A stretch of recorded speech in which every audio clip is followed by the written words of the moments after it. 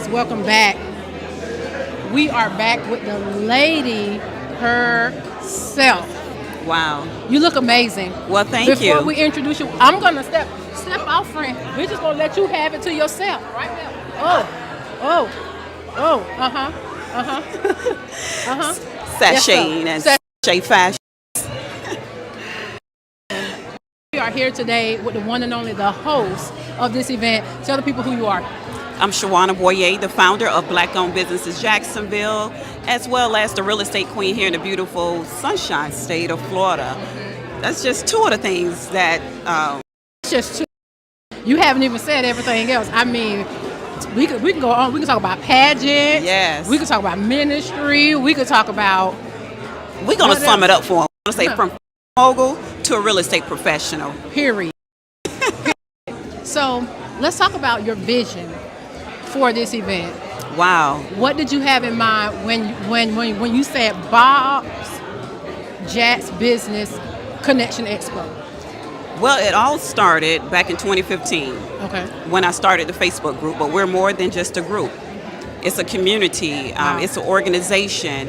And everything just stemmed from there. And over about 6-7 months ago, God said it's time for you to bring these businesses together. Get them outside of Facebook. Get them off social media. Bring them so they can come and bring our community, so they can connect, and so they can collaborate. So that's the slogan: community, connection, and collaboration. Wow. Community, connection, collaboration. So what is it that you want your audience to take away from by bringing everybody together? Business who are in the phase of just trying to figure it out or growing, or those businesses who are scaling. This is a platform where they can come and be connected with other businesses, because there's power in partnerships. So that's the reason why I brought people together, so you can find that next business owner who probably have a strength to your weakness, and that can kind of help you grow.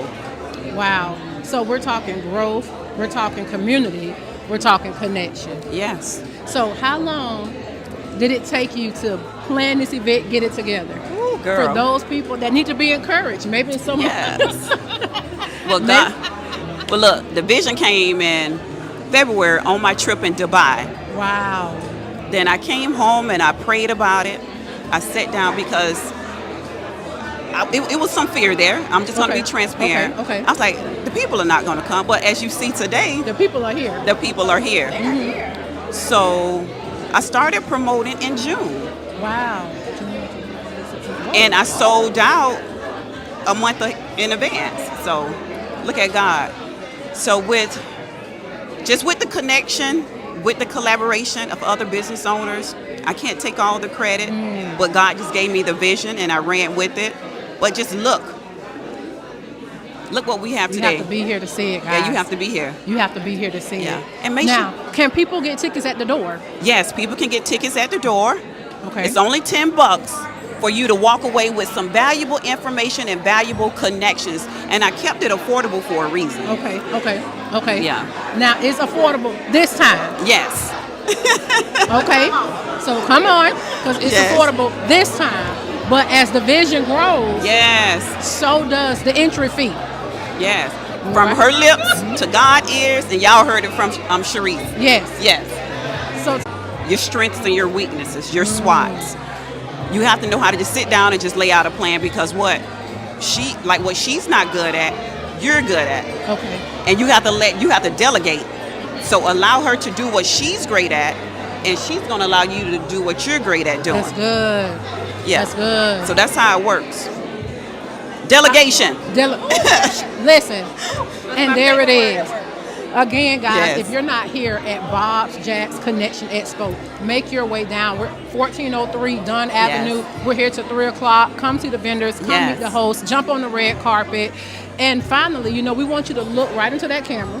Woo. And on the count of 3, we want you to say, do you really want a best friend?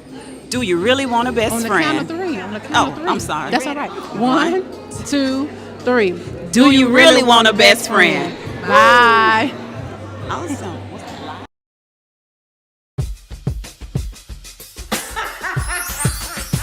Let me tell you about my best friend. Stick my knee through thick and thin. No matter what I'm going Let me tell you about my best friend. I'm just my crown when it's falling down. She intercedes for me, always loving me. There is no one better than my best friend.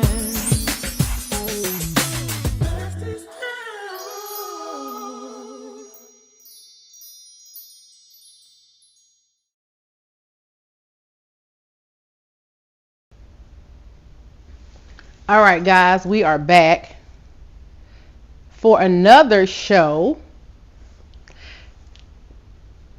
And if why you quiet and smiling? You talking about, all right, we are back. I'm like, Okay, I'm trying to see what y'all see. Okay, y'all not seeing us. Hold on. Don't go nowhere, because we're going to fix it. Hold the line.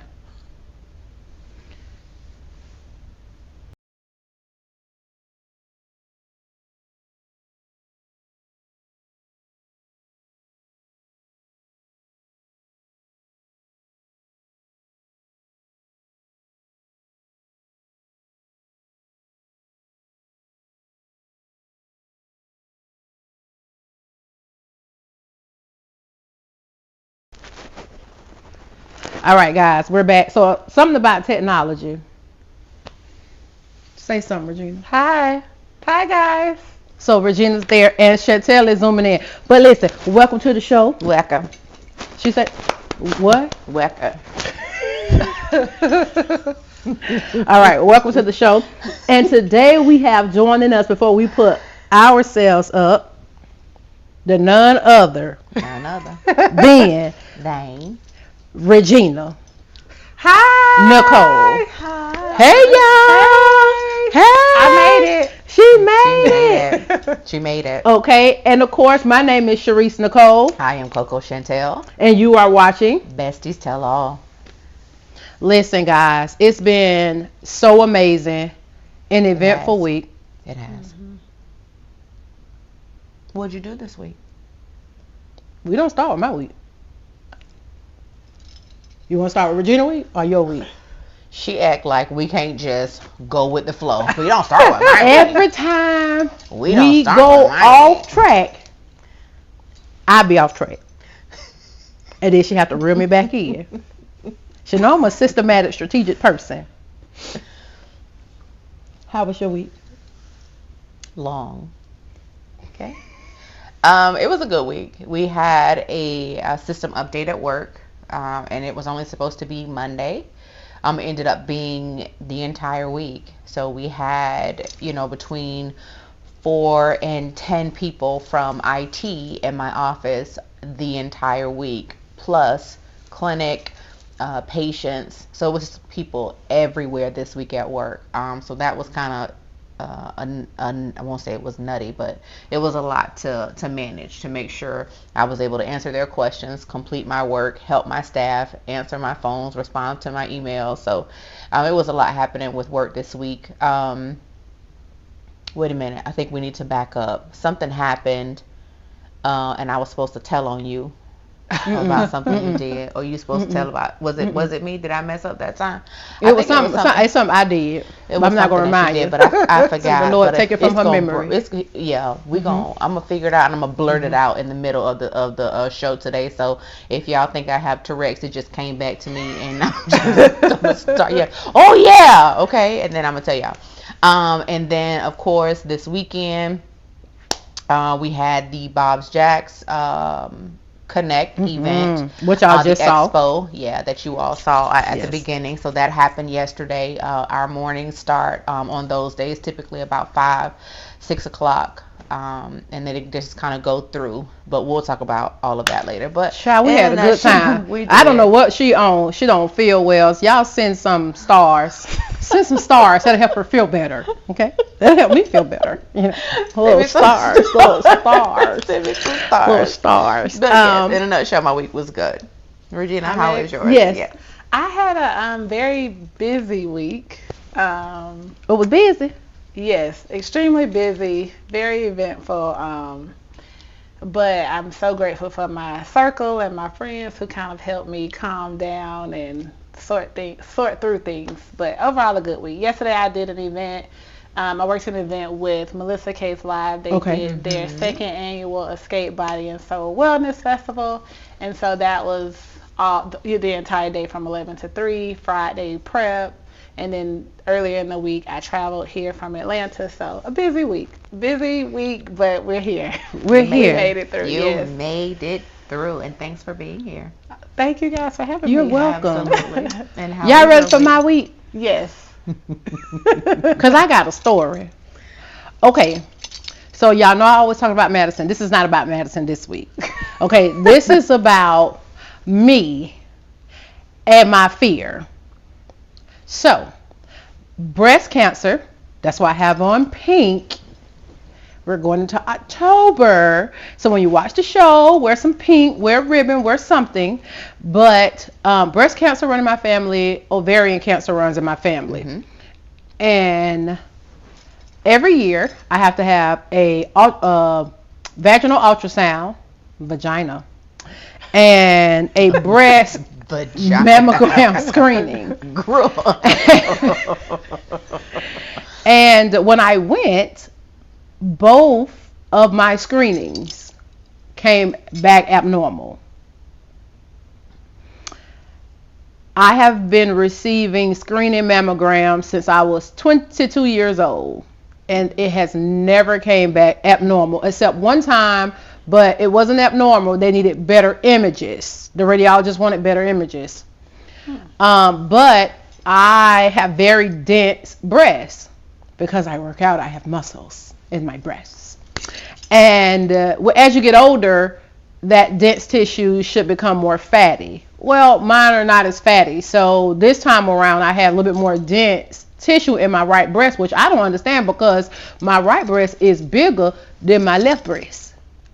Smaller than my left breast. So you would think my left breast was my right. Yeah. She's oversharing, but y'all get the drift. I'm sharing this. I'm oversharing because this is important for women to understand the genetic makeup of your breast. So I didn't understand it, so I'm sharing it with you all. So nevertheless, there was some asymmetry there. They had me go in for a mammogram, a diagnostic mammogram. And while you're there, they don't tell you when you book the appointment, you could be there for like 2 hours because they're going to do the diagnostic mammogram. If they see something abnormal, then they're going to do an ultrasound. Mm-hmm. And then if they see something else abnormal, then the radiologist come in there and talk to you. So honey, it's people leaving out crying. It's people nervous. You know, when after they finished my diagnostic mammogram, they set me back in the waiting room, honey. I was ready to go. Okay, do my diagnostic mammogram, tell me everything all right, let me go. I don't need to see the radiologist. But that didn't happen. So then I had to sit, and then she came and got me, and she was like, oh, we got to do an ultrasound. Honey, I knew it was over. I was like, it's done. I'm toast, because they moving to the next step, to the ultrasound. Well, they moved to the ultrasound. God be the glory. That's good. There was nothing that was found. But honey, I'm going to tell you how I tore up Baptist third floor shouting. You understand? I was loud. I was so loud praising the Lord to the lady that did the ultrasound, the imaging lady. She had to say, thank you, Lord. See, don't play with me because I didn't know what was happening. Yeah. And the importance of that is this. October is breast cancer month. My aunt died from, I had 2 aunts that passed from breast cancer. And I have a friend, a lady I used to style, that had breast cancer that recovered. And then there was something that came back. You have to take care of yourself. Mm-hmm. This is important. Women, I don't care how old you are. The moment they tell you that you qualify for a mammogram screening, you need to go. Mm-hmm. Get yourself checked. Okay? Now, I don't know what the outcome is on the other area, but I'm update y'all. But y'all, for those of you that prayed, that watch my stories on the regular, because I put in there to pray for me, and most of y'all sent prayers galore. Thank you so much for partnering with me in prayer, because God is good. And I just want to say that. So go get checked, go get screened. That was my week. God be the glory. And Bob's Jax. Bob stands for Black Owned Businesses Jacksonville. Okay, Black Owned Businesses Jacksonville. But I have a hard time saying Bob's. I want to say Bobbed. instead of bobs. That's okay. You always want a bob. True. But that event was amazing yesterday. Shout out to Shawana Boyer, not Boyer, Boyer. It was a great event. Yes, it was. We had a wonderful time. Listen, from start to finish. So we arrived a little bit early. We wait a minute. Shout out to our makeup artist, Bree. Okay? Bree is absolutely amazing. She gets up. Bree gets up. 5 with us. When I say she gets up 5-6 o'clock in the morning to do our makeup so we can start our days, whether we are traveling out of town or not. She gets up whenever we call or reach out to her. She always makes time to do our makeup. So thank you to her. And thank you to my mom who got up yesterday morning at 6 a.m. to braid my ponytail. Okay. So thank you to her. I called her on Friday and was like, hey, can you do this for me? But Sharice and I hadn't packed up the truck, trying to kind of get ahead of the curve. And so I called her. I was like, hey, can you? And she was like, yeah. And she thought I was home. I was like, well, I'm not home. And then I was like, can you just do it in the morning? And of course, she reluctantly said yes. And she got up. She got up 6 o'clock in the morning with me to do the braid that you see now. So thank you, Mom. Shout out to Phyllis. Yes, thank you, Mom. Thank you, Bree. But we arrived and we immediately, we were able to get out. Well, not immediately, but we kind of went in to see where we were supposed to be as it relates to placement and stuff like that. But we got there and, all of the vendors, all of the business owners started kind of rolling in shortly after. They were setting up, putting things together. It is a great feeling to see so many African American people that own businesses. Right. And they were so knowledgeable in their specific areas that they targeted. They had so much knowledge and wisdom to give out, and they were willing to give. I mean, even though people paid just $10, to me, that's darn near free for the information that they were giving, that they charge people to consult with over $200-$300, depending on what the service is, $1,000. Okay, so if you missed the opportunity this year, please come next year. I cannot say how it to be able to look around the room, and there were so many different things. There was one guy who we know, Doug, that does cybersecurity. Do you know how many times people's accounts have been hacked, their emails have been hacked, and he gave money stolen. He gave this information to us for $10. You know what I'm saying? Like, some of you need to reach out. And if you had been in the room, you would have been able to connect with him immediately. So I cannot stress the importance of yesterday's event. Shawana, girl, you bad to the bone, okay? Kimberly Foster, you already know, bad to the bone all day long. It was amazing. It was excellent. It was excellent. It was done, and it was done at excellence too, man. It was so good. It was so good. Shout out to y'all. We love y'all. Thank y'all so much for having BTA Red Carpet. And if you have an event, you're looking to upscale your event, reach out to us as well. You can DM us, or you can reach out to us at info.bestiestellall@gmail.com. I'll put it up later, okay? Indeed. But right now I'm trying to make sure this sound and this stuff look good, all right? Now, Regina. Go ahead. To my sister, whenever she comes and Bestie's Tell All is there, she does help navigate traffic. Yes. She does. Yes, honey. She gets the people together. She does answer questions and things that people may have. So thank you so very much for making sure we were good yesterday. And her sister is Toya. We're going to talk about her event that's coming up and how you can also purchase a ticket. We have 2 tickets that we're also giving away. So if you are interested, you need to be DMing us. We have 1 ticket. I'm sorry, Chantel has already identified the winner of 1 ticket. And then shout out to Stanley Platts that donated a ticket that we're also giving away to a young lady. So you have to be watching the podcast, following, I don't know. Go ahead. Sorry. Following Toya's Girls Jam as well as The Complete Woman. Both pages. Okay. Now, Regina also had an event, so we would be remiss if we don't allow you to talk about that. Indeed. So can you share the event from yesterday? Yeah, the event from yesterday. Yeah, so it highlights mental health awareness, and it's done through music therapy. So yesterday's event, it was the second one. It was at the Main Street Food Park. And so we're looking to do the event every year. Melissa Case and her band, they performed toward the end and did a nice set. Let's see, they had vendors. So we had sweet things vendors. We had a lemonade vendor, pop stick vendor. We had someone there from Step by Step. So we had a few vendors there as well. Shout out to, again, Melissa Case Live, E320 Events, Crystal Clear Sounds, DJ Lamix was on the music and hosting. Florida Blue was one of the title sponsors. Love Florida Blue. And so shout out Darnell.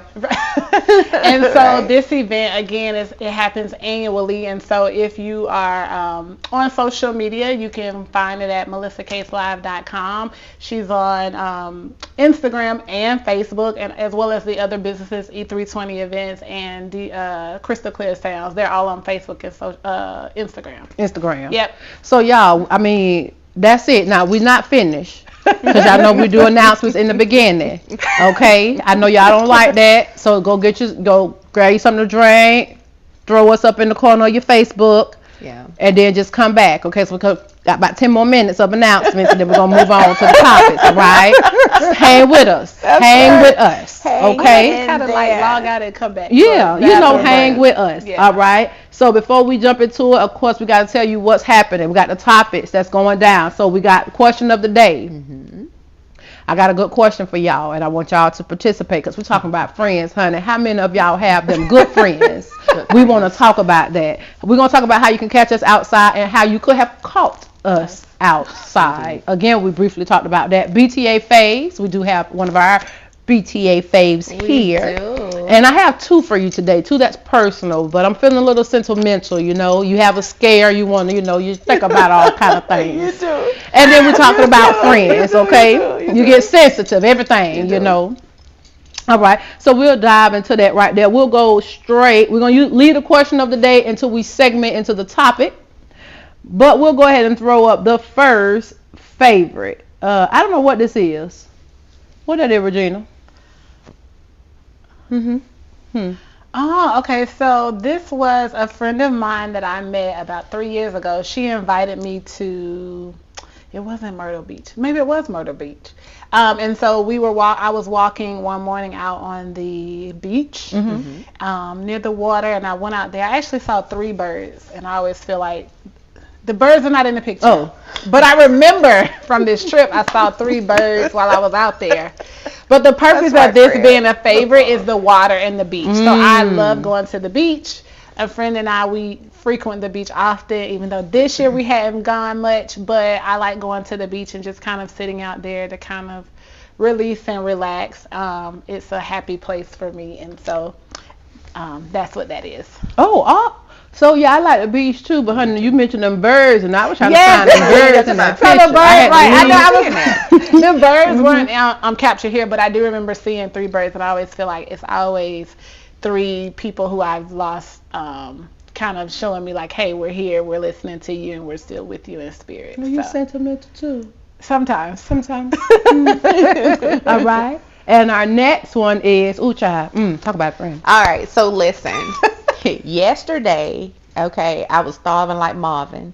All right, we were going to get some hors d'oeuvres.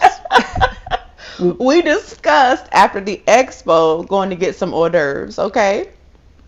And I was like, okay, so where can we go? Where can we go, right? Well, by the time we finished and loaded up the truck, got back to the house, unloaded the truck, and tried to get ourselves back together again, it was like 5 o'clock. No, honey, I need some food. Okay, so we ended up going to Morton's Steakhouse downtown at the Hyatt, and we had sea bass fish. This is literally what the plate looked like. Fancy. Okay, we also had, was it Gouda potatoes, and then we had mushrooms and spinach. Okay, and some bread too. Okay. Friend got to the table. I'm gonna tell you how uncouth Friend was. Friend was not, and all of her cuteness, honey. Friend got to. She said, can we have some bread? I need to eat now. Okay. So the lady was like, oh sure. She would have got that bread, honey. I need to eat. It was like onion, some kind of onion bread. It was so good. It was really good. It was soft really too and warm. But that what you see there is the sea bass. It was absolutely great. It tastes so good. With buck chow, by chow. We were dipping bok chow. We were dipping the sea bass into the sauce on the plate. Like it was wow. Yeah, it was really good. Oh yeah, it was real good. I eat it all the time, but friend is a I'm a salmon or she's steak. a salmon or steak. Yeah. And I'm a sea bass girl, so I knew what kind of treat I was gonna have. But it was extra good yesterday. Like they had the right amount of char on the fish, so it had the nice crispiness and then that softness, and the seasoning was right. The sauce, the bok chow was good. So, bok. All right, I learned that word. All right, so we'll go here. All right, so on the right you see a young lady that I adopted in Africa, and she is my adopted daughter in Ulundi, and I haven't seen her. We used to FaceTime a lot. Things have changed over there. The last I talked to her was a little bit after COVID, and I reached out to her to find out that they don't know where she is. So I was a little sad about that. But this little girl had so much personality when I met her. Man, she reminded me so much of myself. And during that time when I was in pharmacy school, my daughter was not with me. She was here in Jacksonville. So to go to another continent and see someone that, a child that you immediately connect with. And this was an orphanage.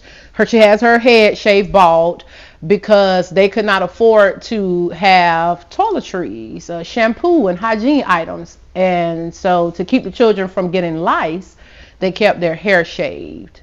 And all the girls had bald heads, so it messed with their esteem. And so we kept them encouraged. So that's a favorite picture of mine. Yeah, I love that picture. And I'll move on before I get super emotional and get choked up, because when I cry, it's ugly. Now, this second picture here is just a grateful moment.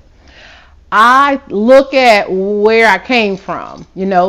When I first started my journey to becoming a wardrobe stylist, I wanted to get the best training possible. I wanted to be in front of and learn from the best stylists that I felt in the industry. And having had an opportunity to not only sit front row right next to Jay Bolin, one of my home girls, like in the spirit, like, and not in real life, Priscilla Shira, get on her knees, and Jay Bolin, and pray over the individuals in that room was such an amazing moment. It changed my trajectory and my eye for fashion and wardrobe in a major way, that one prayer. And so I'm so grateful, because I'm starting to see the fruit the more and more we do our red carpets. Because when we first started, I was struggling. I had called Chantel and I said, it's gone, I lost it, the flair is gone, my creativity is gone. And she was like, keep going, it's a muscle, it'll come back. You gotta exercise it. And now I see my eye is becoming more sharp. My ability to just go with it. Don't overthink the fashion. Just put it together. It'll flow. It's the confidence that's going to make it work. I felt really good about and feel really good about the looks that we have adorned over the past 3-4 events. Agreed. So these are great. These are not, I don't even want to say that. These are grateful moments, right? These are grateful moments. And so I wanted to share that, because I'm feeling sentimental. Now, next week, I'm going to talk about my daughter, or how I almost knocked her head between the wash and dry. But today, literally, y'all going to get this. All right? Okay? All right? Okay? And so forth. Now, we done talked about the favorites, catching us outside. We're going to make it brief. Go ahead, friend. That's Toya. You all can catch us outside. Sorry, I don't have the view I normally have today. So you all can catch us outside next week, Saturday, which is the 30th of September at 7 p.m. for Toya's Girls Jam. It will be I can't remember the address, but it is on the flyer. So if you're watching, you can just see it on the flyer. So it's 10696 14 Lim Turner Road. So it is on Lim Turner. And so it's from 7 to 10 p.m. We're going to have my other best friend, Ashlea, Pastor Coach D, Precious. Yes, Precious Tankard is going to be there. And then there's another young lady, Calandra. I'm sorry. And who I love, so I don't know how I forgot her name. Absolutely great panelist. I believe Shernice has been added. The other Toya is going to be there as well. So this is going to be a great event. And of course, your favorite besties will be hosting the red carpet there. So we are happy, again, to be there and to be a part. So if you have not bought your tickets, please go to the Complete Woman or the Toya's Girls Jam page and get your ticket. Next. Oh, did she post something? What did she say? Oh, no, she said Sharnisa LaToya Brown. Toya, post the link for the Eventbrite, please. Please. So they can purchase tickets. Thank you. Below. Right. All right. Below. Okay. Below. Post below. Okay. You can catch us outside on October. Wait, which one we doing first? Or you first. Ooh. October 6th and the 7th. 4th, 5th, and 6th. 4th, 5th, and 6th. But I'll be there on the 5th and 6th, traveling back on the 7th is how it'll go. I'll be in Maryland. Shout out to our Maryland audience. Absolutely. I'll be singing with Meacham Clark and Company, and all the information is listed here on the flyer. So if you are in the Maryland, DC, the DMV area, there you go, DMV area. That's good. In the DMV area, then come and check me out, okay? And then yours is next with the Harriet, right? Then okay. And then October 6th and 7th, it will be one of two, because the other one of two is going to be in DC. So then the other one of two is going to be in Jacksonville, holding it down at the For Real Sis 2-day activation Let's Take Flight event. A Harrier Sumler is hosting that event. Friday night is a prayer gathering. I'm not wearing makeup or lashes. I just don't even bother. I'm not even going to bother. Come comfortable, because it's going to be a move of God. And then on Saturday, your girl is moderating the panel. And listen, it's going down. Y'all know how I do, but I have been given a list of questions so I can stay on topic, because y'all know how I do. So make sure you come. Please. Make sure you buy your ticket. You can buy your ticket at forrealsis.com. Please support. Support. Please, you're here in town. Please support. Go. You're here in town. Yes. Make sure you go. Please. Okay? Support, all right. Support. Now, let me get us back to this screen. Here we are. Question of the day. Ooh. And they don't even know what it is. Sure don't. Question. Are you a safe friend? If so, what makes you a safe friend? Ooh. Are you safe? Are you a safe friend? You want me to go? I don't mind going. Go ahead. Are you safe? Everybody gonna say they safe. Go ahead. Am I a safe friend? I am, but I probably have not always been. Ooh, that's good. Yeah. Okay. I would have to. That's a two-part question. That's a two-part. Okay. If so, what makes you a safe friend? So something that I have learned and that I am learning is how to. So in my experience of being friends with friends, standalone friends and family, being able to hold information and still kind of mediate or facilitate other friendships, if that makes sense. So if the three of us were a trio group of friends and Chantel had grievances and you had grievances, I am able to hear your grievances and not be biased. And I'm not perfect at it, but I'm able to hear your grievances maybe with each other and still kind of say, hey, maybe you should approach it this way, or share a perspective that you hadn't considered to help you then go to Chantel directly, or Chantel come to you directly at some point to then navigate that friendship. To navigate the friendship. Yeah. That's good. That sounds safe. I would echo Regina. I would say that I am safe now. I'm a safe friend now. I was not always. I didn't really understand it, honestly. If I could be honest, I didn't understand the safetyness needed in a friendship. So as I understood it, I became better at it. So I'll say that. I would say that I am safe because you can call me. Because you like to fight. Fort Knox.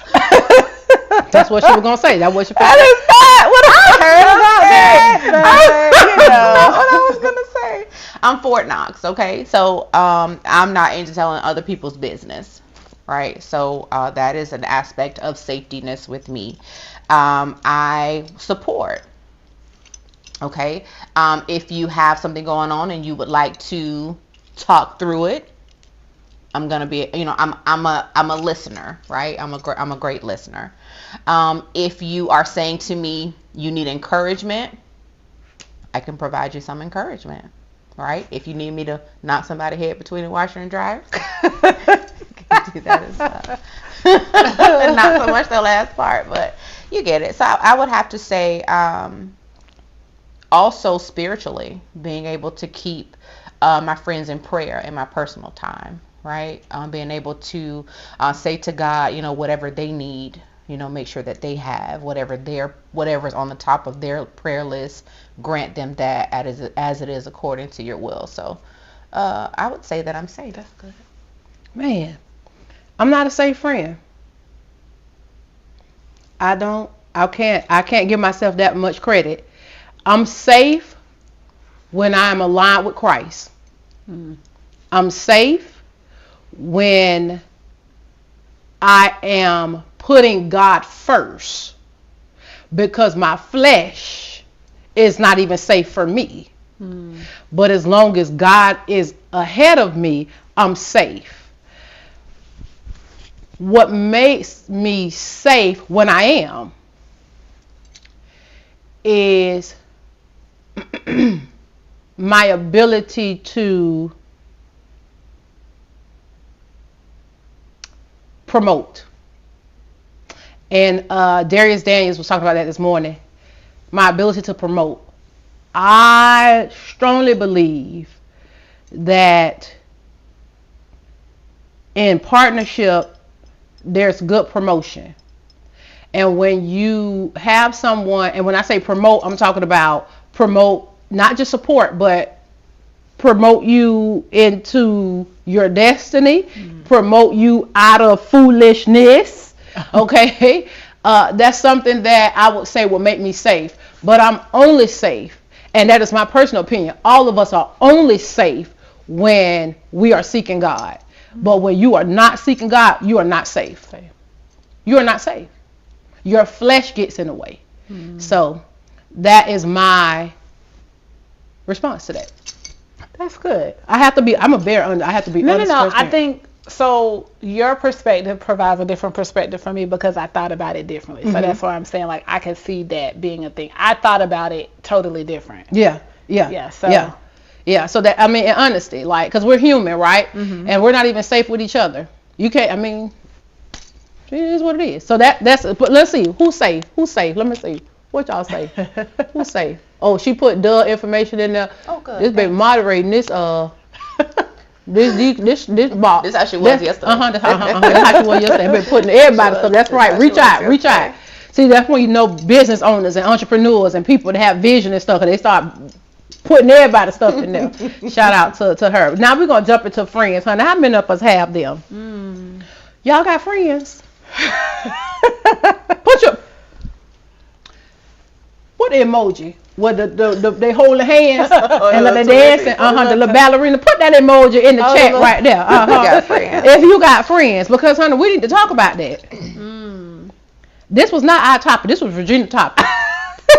Okay. So Regina, I do. Okay. This is bestest what? Tell all. Okay. So why get through everything? Why did you feel that having a conversation about navigating friendship as an adult was something important that we needed to discuss?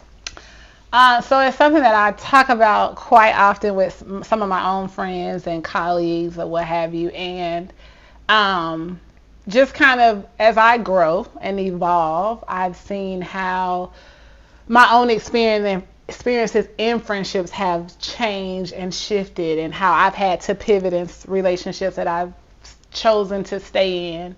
And it actually, the elevation of that conversation started with the book that I read about 3 years ago. And do tell. Yes, so the book is called Big Friendship. And it's about like how to navigate friendship. And when I read it, I was like, this is super cool, because much of what the book talks about, we only talk about it from a romantic standpoint of being in romantic relationships. And so when you see it from the friend side, then I'm like, oh my gosh, we do need to have conversations more around friendships and how to navigate it, and how sometimes it is hard, and how sometimes we hurt each other, or, you know, people are hurt in these friendships, and how there are seasons and spaces of life that we navigate to where it could seemingly look like from the other person that we pushed them away, when really it's just we're trying to figure out internally our own mess that we're in, whatever it is. And so when I read the book, again, it was about 3 or 4 years ago, I discovered the book. So sometimes I search like new books or books to read. I like do that a list, too on Amazon all and the I'll time. go through it and I'm like, this sounds good. Or I'll look at the cover and I'm like, this looks good. And so I think that is how I found this book. Had never heard of the authors. They're actually 2 friends in real life. And they use their friendship to cultivate this book. And so I was like, wow. And so at the time I finished reading it, I was in Hawaii for a period of time. And so me and a few people, we kind of rallied together to build community, because we were the only blacks in the team.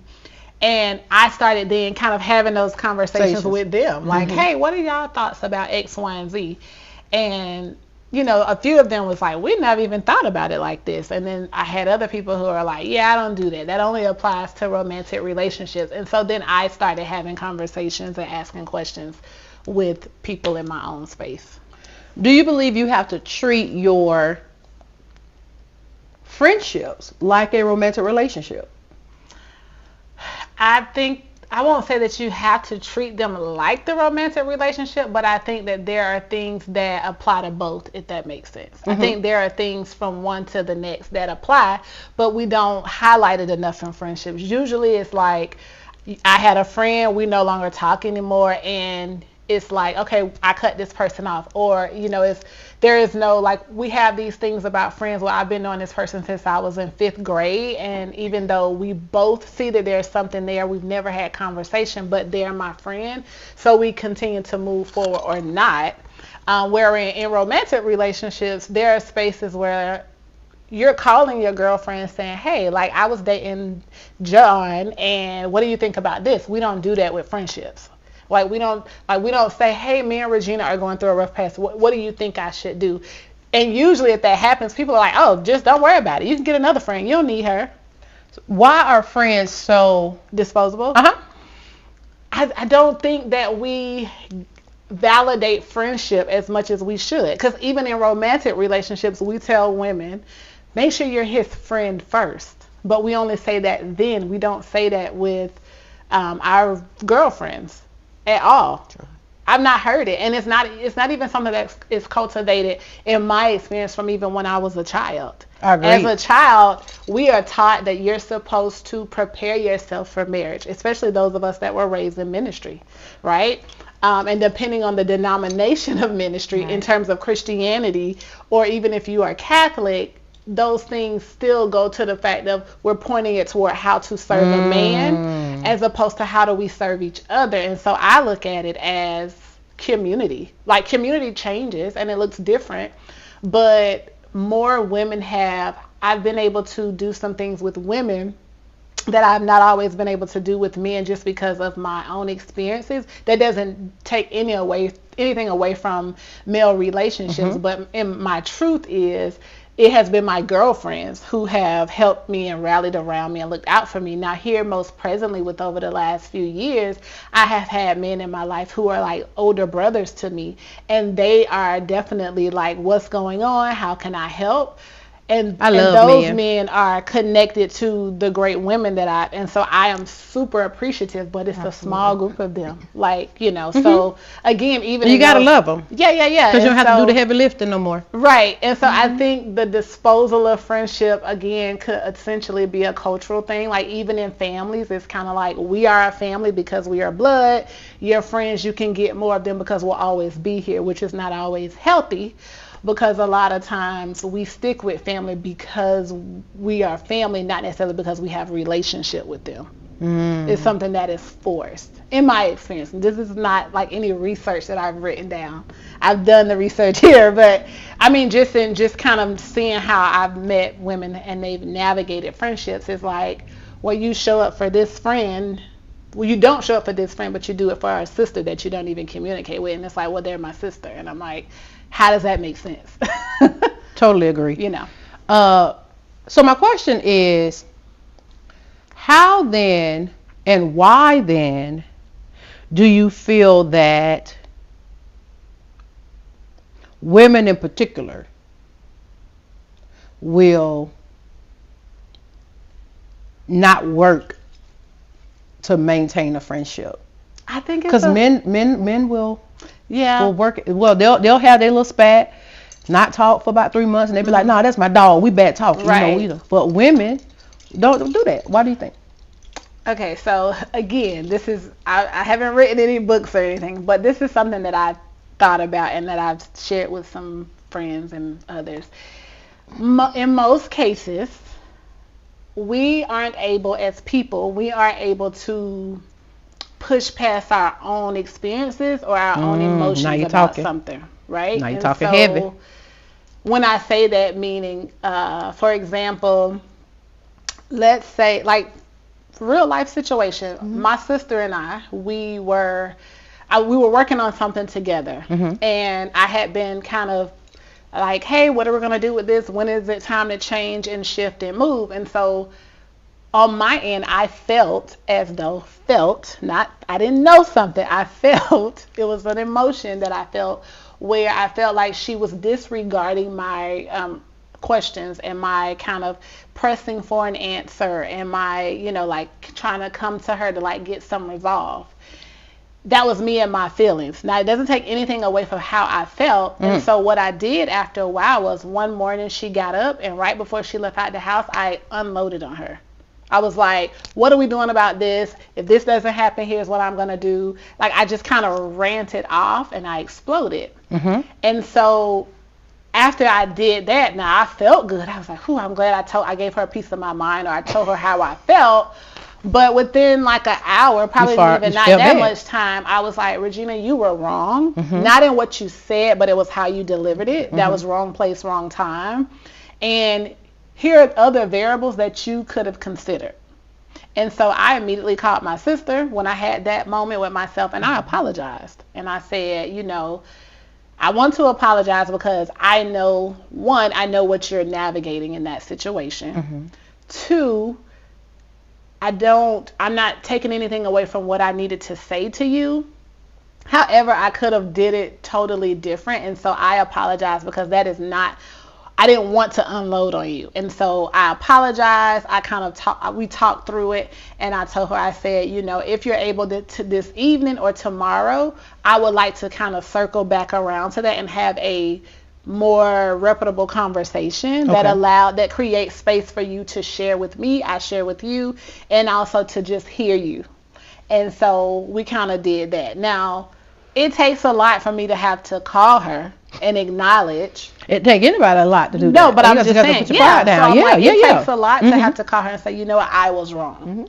It didn't feel good. I was nervous. I was sweating. Even though I'm the one that unloaded on her, but it's one of those things where like we have to push ourselves past the feeling, past our own experience of what is, this is how I was feeling. And so most people don't do that. Most people and friends with girlfriends, we don't do that. We're like, they made me mad. I'ma just not talk to them.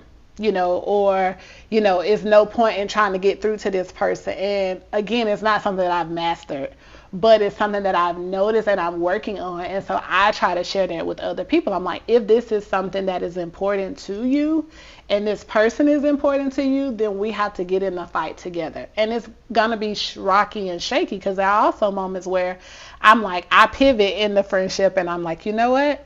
Here's where the friendship is. I am not going to lean into that, but I'm here. And what that looks like is, if you need something, and not that there's a need, but if you want space with me, you're going to have to then reach out to me, because I've done all I can do up until here, but I'm not leaving. Understood. I think that's so good, because it's called repositioning. So when you pivot, it's called repositioning.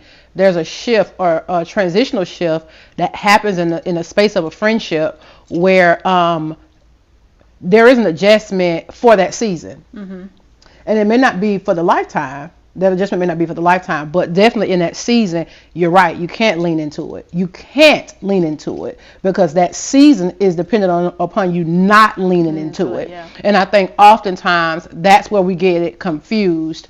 I'll ask you a question. Me? This is for everybody. Okay. I don't know. She's just listening, but I'm not sure. Do you have a question?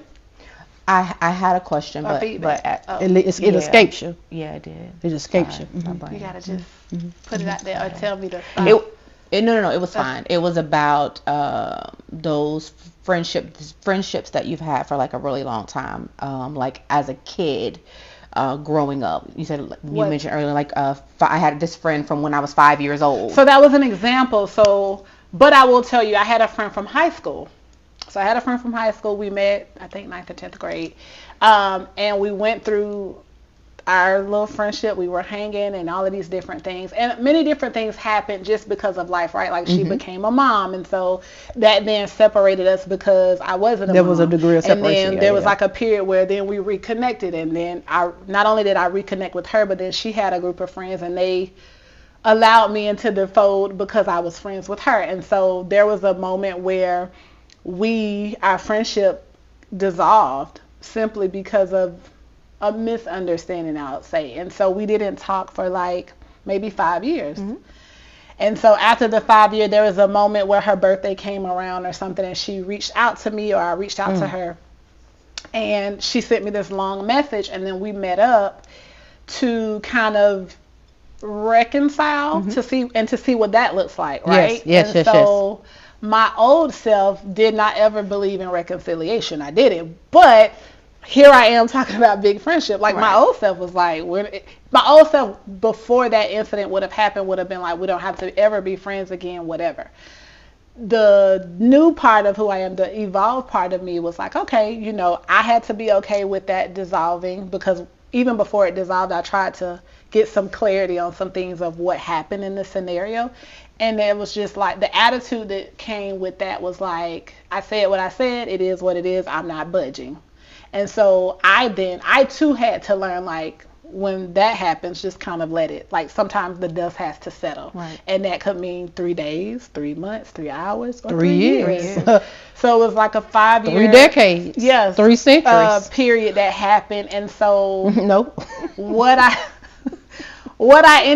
had to resolve in myself was like, what does reconciliation look like moving forward right now? 5 years later, when we essentially kind of reconnected, I then had to revisit that and say, okay, are there any feelings here? Am I okay? Am I whole and well and all of that? And what does reconciliation look like if I am willing to sit down and have a new conversation with her? And so when that happened, we essentially reconnected. The relationship doesn't look the same. It's not going to look the same. However, she does a really good job of like reaching out, and she does a really good job of reaching out and kind of checking in on me and her. But I have also pivoted in that friendship in terms of, we're cordial. We hang out at least once a year. We kind of text back and forth, and we're okay with that. Like, it's a, hey, how you works. So I want to go ahead. So I that kind of stood out to me when you said it, because I have a friend. I have several friends that I've known, like, as far as I can remember, they've been a friend of mine, like, as a kid growing up. There was a best friend that I had, very, very young, elementary, middle, high. We didn't go to school together, but we went to church together. We hung out together. We didn't live in the same neighborhoods, but our parents made sure that we stayed connected. And growing up, or becoming an adult, and then she moved away. And so I would always travel to see her, her family, who, stuff like that. And one day I'm sitting, and in my brain, it starts to process how many times she had come here to see me, to, support me, things like that. And so I remember having this conversation with her, saying how it made me feel, right? That I didn't feel like she was a present friend, right? And her stating that she understood, in the capacity that she could, and that she would fix it. And I remember still trying to hold on to what the friendship was in the beginning, not realizing that something had changed. Okay. And then coming to the realization that it had changed, and that I needed to make the adjustment if she was unwilling. Okay. Right? So making the adjustment, having the conversation with her that I'm going to make the adjustment because of how I'm feeling, and me believing that she is unwilling. Right? Okay. And then later, her coming back and saying, I miss you, I miss this, I miss this, I miss this, and trying to have that conversation. And what I was realizing is, just because you've known someone your whole life, it does not mean that they have to walk the rest of your life with you. It doesn't. And I think sometimes we create spaces for people, or we try to maintain spaces for people when it's just not. It's not that. Doesn't mean that there is any love loss. It doesn't mean that if they call, you won't answer, or vice versa. It just means that that particular spot that they held, they don't get to hold it anymore. And it's I want to say this.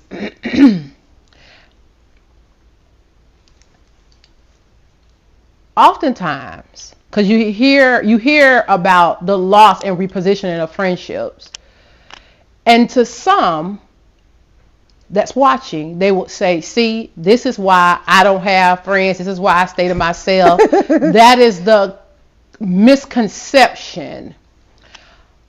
The reason why oftentimes there are pivot in friendships is because some people are put in places in our lives they should have never been. And because we did not, lack of knowledge, lack of discernment, lack of relationship with Christ, understand how to position or where to position that person, oftentimes these are results of those. Now, that's an anomaly. This is a childhood friend. But in even that situation, where is the fall short? The fall short oftentimes comes in both, but I'm going to take it a step further, because what we're taught is things start in the home. Parents don't teach children how to be friends. They teach how to do family. Right. They do not teach how to do friendship. And they do not teach how to do relationship, because as you said, we're stick together. Very early on in my life, my mother taught me the significance of friends, because I was a daughter and I had two older brothers. So there was like not friendship that child, because the boys, women are from Venus, men are from Mars, that kind of thing. And my brothers were not going to play with my dolls and things of that nature. Not. And so my mother taught me the significance of friendship. My mother taught me the significance of nurturing friendships. Now, I don't always get it right, but what I am saying is I do understand that you don't give up on those friendships unless God releases you, or there's something that has done that in your heart you won't recover from. Yet still, you have to pray about positioning people in the right places in your life that resorts or keep you from having that conversation, that constant pivot. Now, you may put someone in a situation they should not be in or a place they should not be in, but understanding that they're serving a purpose. You understand? And a pivot or reposition does not mean that friendships end. That's not a bad thing. So I just want to say that that's not a bad thing. That's not an excuse for you that's watching to say, this is why I don't have friends. This is why I don't deal with women. This is why I only deal with men. That is not an excuse. Okay? What we are telling you is that in any relationship, in your marriage, there is a pivot. In any situation, in any relationship, there's going to be pivots. What determines the outcome of the success of the pivot is based on the growth of the two individuals. It's based on the ability to know and understand the purpose that each other serve. And if you're in situations and you have not asked why or what is the purpose, why is this person in my life, what purpose are they serving, you do yourself a disservice, because you have to understand that in this world is intentional. You may not be an intentional person, but the world is intentional. The world is intentional because our God is intentional. I'm sorry, that's what's in me. If you don't love it, if you don't know Jesus Christ, I'm sorry, but I'm going to talk about what I know. Okay, this best is show. Yeah, okay? I want to mention something too. Oh, I'm going to stop in 1 second. Okay, so I just want to make sure you guys understand this. Yes. I hope it makes sense. Okay, bye. Yeah, so going back to the book that I read, it talks about phases of friendship. It talks about expectations. And so again, in romantic relationships, we talk about we should expect X, Y, and Z from our partner. We don't do that in friendships. And never do. So then when I expect it. So then when things change. Do I not? Sorry. Do I not? She does. Thank you. But so when things change, it's difficult to have those conversations because we haven't practiced enough, like coming to say. So expectations is important. It also talks about how, so when you meet someone, right? I'm going to say this. I am a person that when I meet someone, it takes me some time to warm up to people. Right? Why? That's a different show because that's so much. That's so many levels. So that's an onion. But go ahead. Right. So it takes me some time to get to know people. However, people don't know that about me or see that because I can be in a space and still engage with people, like and genuinely and authentically do it. But it doesn't mean that if you give me your phone number that I'm not going to call you or text you, right? And so the book talks about how when you meet an individual to be friends or what, you don't meet them to be friends, but you meet someone and the other person may be extremely excited, like, oh my gosh, Regina is so dope. She's funny. She's this, she's that. She's really cool to probably hang out with. And so we both come with our own thing. We come with our own bag of things, of personality, background, culture, all of those things. And so because I am a person that don't necessarily always warm up to people instantly and be like, oh, we're going to be great friends, then the other person, without even having a conversation, could definitely feel some type of way that you're standoffish. Right. And so they won't say anything. Stuck up. Right. So they could have all of these dynamics that they think of me. But the point is, when you go on a date, right, you're giving your best self. You're giving energy, honey. Maybe. Vibe. Right. But in friendships, we just met today. And so it's like, why the pressure that I have to be so gung-ho about the fact that we had changed numbers? But when we go on dates, we're gung-ho about that. Exactly. I have seen women light up and be bubbly, honey. You don't have that much enthusiasm on the phone with me. But that's baby, what you I'm on the phone with that man, baby. So you got your foot cocked up, baby. You get twirling your toes and everything, honey. Right. So in friendships, the book talks about that as well, and how and I had someone ask me, someone say like, hey, we met here through work, yada, yada, yada. And so they were like, how can I show up for you in a way that, you know, some of your friends you talk to me about, that you speak so highly of? Is there anything that I can do? And one of the things this particular person said to me before we left Hawaii, it was like, she's like, I think you're a cool person. Like, we've connected here on so many levels. And so what does it look like when we leave? And so I was like, oh, good question. Girl, I'm going to call you. I told her, I said, you know what? I said, let's start by just checking in with each other. Mm-hmm. I live in Florida. You live in Tennessee. Let's start just there with just checking in on each other, because we don't live in close proximity. So let's start with that. Now, we call, check in every once in a while, but we are FaceTime check-ins, and we lived together for 6 months.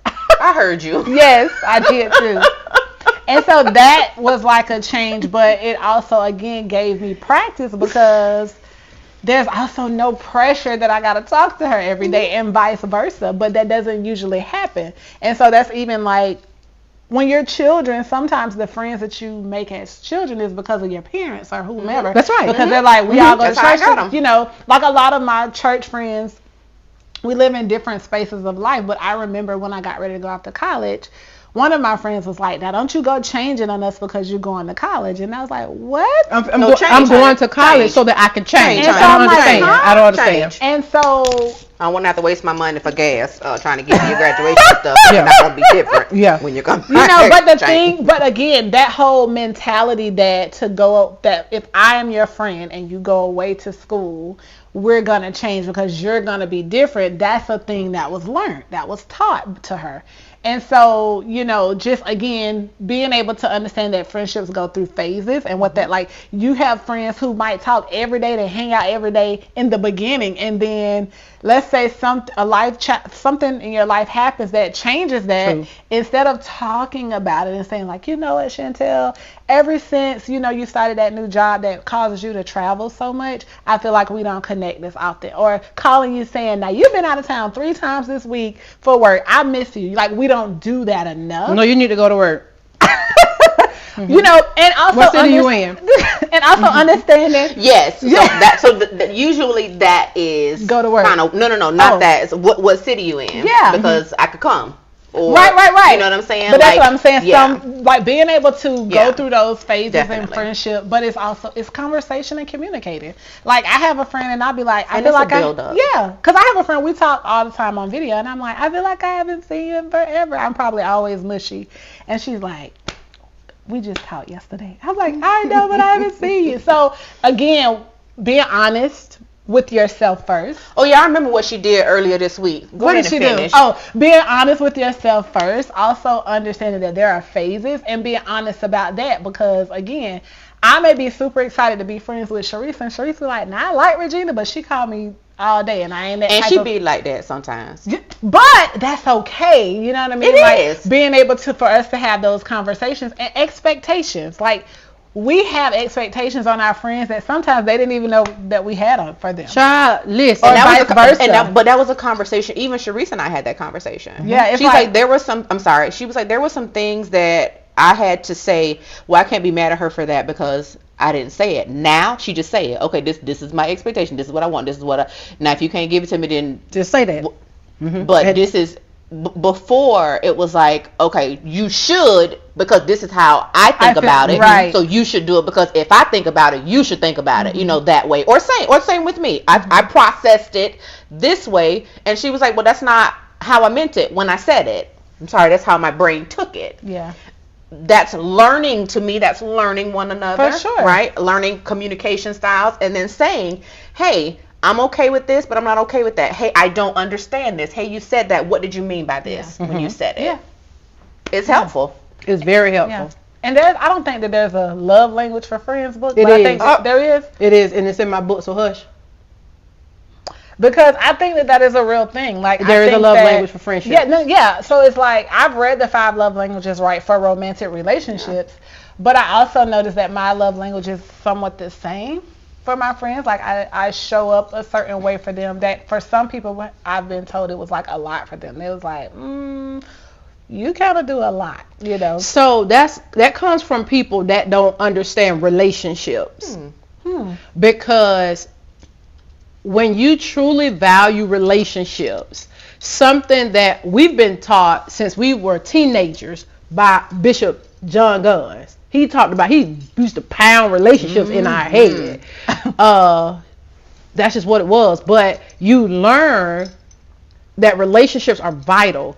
And the way that you treat your relationships, ultimately, that's how you're going to treat most of them, even your husband. Like you. And so I'm the same way. We go as friends. We going in. Like we gonna treat each other good. Especially if we two single women. Like we women, we all we got right now. Okay, like you know what I'm saying? What, girl? And I'm even gonna speak to that. Either yesterday or the day before yesterday, I think it might have been Friday, Sharice and I were having a conversation. It was Friday, and there was like a wardrobe thing that happened with Sharice, and she was trying to figure out what she was going to put on for yesterday. And she said, friend, she said, what purple shoes you bought me? In my mind, I'm like, what purple shoes you talking about? Purple shoes you bought me for my birthday. This was, some years ago. I'm gonna tell him what I said. I'm gonna tell him what I said. I'm gonna tell him myself. And so she was like, she said, friend, she said, I thought about it. I can't remember when she said she thought about it. She said, but friend, I thought about it. She said, and when you bought me those shoes, it was a sacrifice for you. And so it's me on the phone. Sacrifice, honey. I was so broke I couldn't even turn to the left. I'm talking about real extra.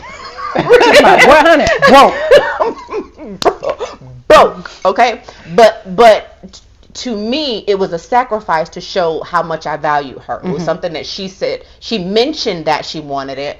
I remembered that she wanted it, and my sacrifice was making sure that I had the funds to be able to get that to her, as a gift. So just the like she said, the sacrifices and showing up, it doesn't sometimes. But wait a minute though. You have to be. The average person will not even recognize the sacrifice, someone's sacrifice. You will value the gift more than the sacrifice. And in the moment, I valued the gift more than the sacrifice. And it wasn't until the wardrobe malfunction, I was thinking about the shoes, and literally the moment came and I said, I remember this. It was a sacrifice. And I'm going to tell you how I knew it was a sacrifice. I told her I wanted the shoes months before she bought the shoes. And when she went to get them shoes was gone. It was sold out. And she had to call around. She had the Aldo people call around to find them shoes. And when they finally found the shoes came in the most raggediest box because she had to find them. They had to ship them from another store. They did. But what I am saying is, at the moment, that's why I say you got to know when you're safe and when you're not safe. Okay? Come here, lean that's in. Good. Okay, you got to know when you're safe and you're not safe. I wasn't safe then. Because safe me would have recognized the sacrifice. Right. And unsafe me would have been upset if I wouldn't have got them shoes and say you don't love me that much. So you got to know when you safe. Lean in. That's good. You got to know. I got chills. Okay? So what I'm saying is that's a relevant question. And I'm going to go this far to say this. When you know you ain't where you supposed to be, you got to let your friends know I ain't safe right now. I'm fleshly. So if you tell me something that somebody done tried you, I'm choosing violence. So I'm not just say friend. That's where I'm going right now. That's good. All right. So you got to know. I just want to say that. Go ahead. No, that's good. So when because you brought it back up, when you asked the question, I thought about, am I a safe place? So, but again, I like hearing your perspective because I think we all have situations, like I know I do, where like if a friend of mine calls me and somebody has done something to them, I'm kind of ready to go into fight mode, and then I have to pull myself back because I'll be like, okay, that's not what they want. They're calling you to kind of be a sound, and I'll be like, okay, I could do this. Like, I could do this. But see, also when we talk about safe, you got to be a safe person too when the elevation ain't yours. Yes. Oh yeah, for sure. When the Lord elevating your other friends. Yes. Agreed. Okay. So are you safe then? or are you jealous? Which one are you? And you lean in. I want to talk to you. You also have to be. Also have to be honest enough to say that. To say that. Oh, I said, quit, friend. I was jealous. A friend be like, no, you wasn't. I call everything jealous. She does. She does. And I don't know why she uses that word. And I'm like, so. When I went to therapy, okay, no. I call everything I went to therapy. I never told this to Sharice. I'm gonna have an honest moment in front of everybody. Okay. Oh, wow. This is her might get mute. No, we're not gonna be about it. It's an honest moment about me. Be safe. Oh. It's about me. Let's be safe, protecting her and Go ahead. When you went to therapy, let me bring y'all back. Okay, go ahead. Let me calm down. Okay. So this was a few years ago, okay? What type of therapy is this? Therapy. No, I didn't know if she meant physical therapy. No. Like I meant I want you to see a therapist. Okay. Mental health. Okay. Okay. Something in the clock. What? Yeah, that's the doctor. So when you got to go to occupation, you got to go to the doctor. But it's a form of therapy. The doctor. It is. She want to argue. She want to argue. Mm-hmm. So a few years ago, Sharice got into this relationship with this guy, and he reached out to me because he wanted to marry her. Okay? He called me. He wanted to marry her. And at first, I'm like super duper excited. Okay? Super duper excited. So I'm like, he's like asking me questions about rings, things like that. Boom. I give him all the information. I'm like, boom, we finna have you hear me? We finna have a wedding, right? We finna have a wedding. I went to sleep. I woke up the next morning. I didn't feel the same way. I didn't feel the same way. I said, she's about to get married the second time. And I have not been married once. Wow. And I took my behind therapy. I said, because if I will stand next to my friend, I will celebrate her in purity. Ooh, that's good. Safe. So I went. Safe. I'm about to cry. Ooh. I went to therapy and I cried my heart out. Oh, wow. Cried. Don't cry, friend. Come here. Look, I cried like a baby. Because I love you enough to not want to make a moment about me. Yeah, that's good. So I went to therapy. Don't cry, friend. And I cried with that lady, y'all. And I told the lady how I said I'm a terrible friend. Oh, baby, you know what she told me? Thank you. She said, what you're feeling is normal. And that's why I don't let her say stuff is jealous. Yeah. It's jealousy. That's why I don't let her say it. Because some of the things that we feel, they're valid. Yeah. Some of the things are valid. Yeah. They're valid. And they're valid to us. Others may not understand it, but they're valid. But I wanted to make sure that I was still being a good friend to her, even in a moment where it was completely about her. Yeah. Completely about her. Now, she never knew this. She just knew that I went to therapy. She didn't know why I went to therapy. But I told her later, I said, if my heart not right, I said, I'll make up some kind of excuse, honey. I'm just not going to be able to go. Because I cannot stand. I hope it's okay that I say this. I really do. Go ahead. When Sharice got married the first time, she and I were not friends like we are now, so I was not there, okay? And she talks about the women that stood next to her when she got married, that some of them are not even her friends anymore. I never want that to be my story.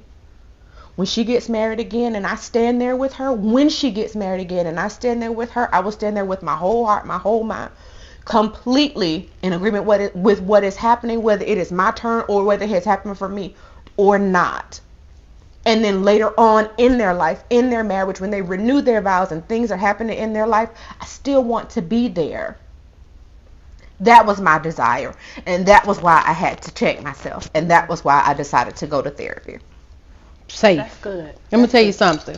And then when he didn't do right, then she called him. I called him.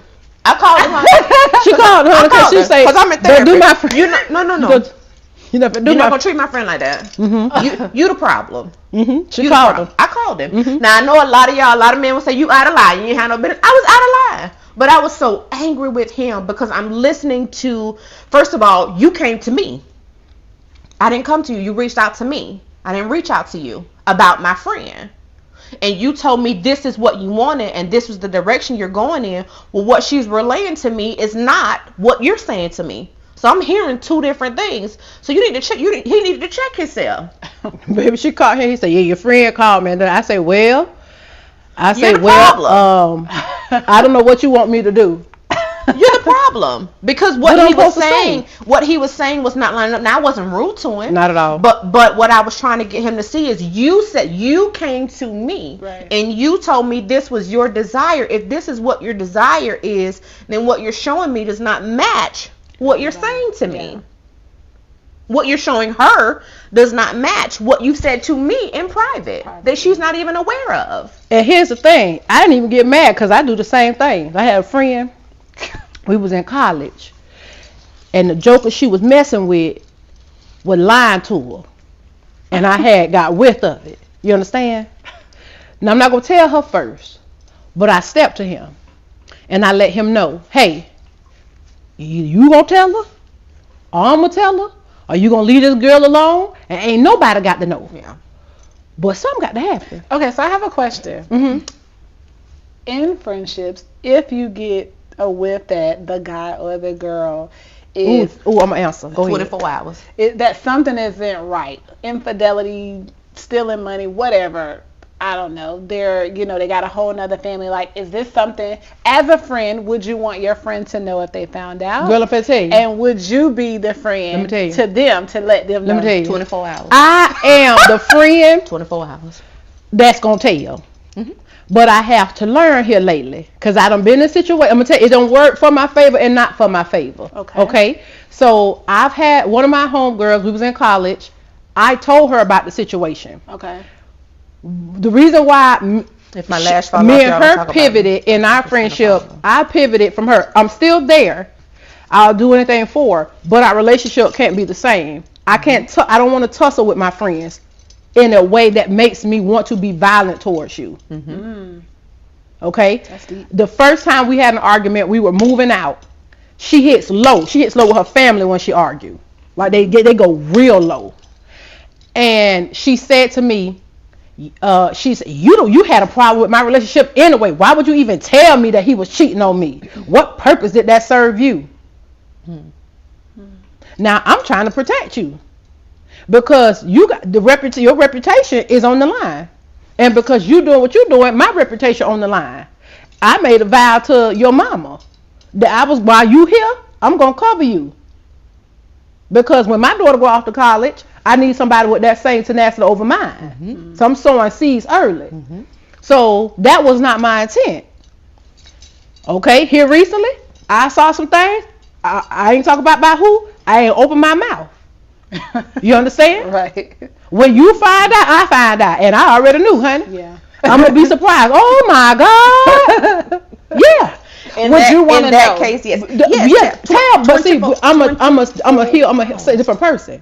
Okay. So tell me. 24 hours. I'm going to tell him, or you got 24 hours. That's her daughter included. You got 24 hours to tell her.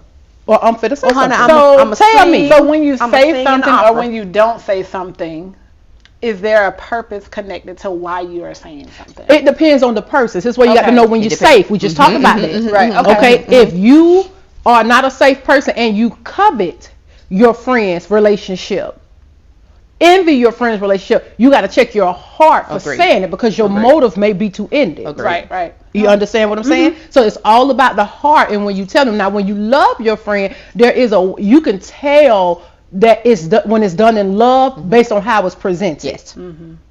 Okay. Because the Lord, especially when you pray about it, you're going to be provided with a level of wisdom in order to facilitate and navigate that situation, to bring light about it. I believe that wholeheartedly.